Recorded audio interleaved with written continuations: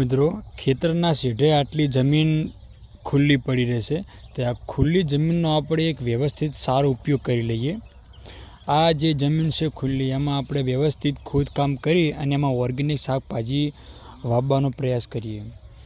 આ જમીનમાં આપણે રીંગણ છે, પછી વાલ પાપડ છે, પાપડી છે, આ બધું જ વાવીએ તો આપણે શિયાળામાં એનો આપણે શાકભાજી તરીકે સારામાં સારો ઉપયોગ કરી લઈએ.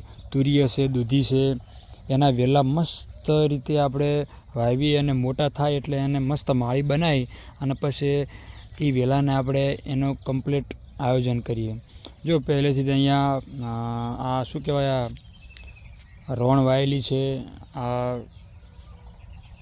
જોમફળી છે અને આયુર્વેદિક સમાન આ સરગવો છે અને પોરની વાયેલી છે વાલોળ.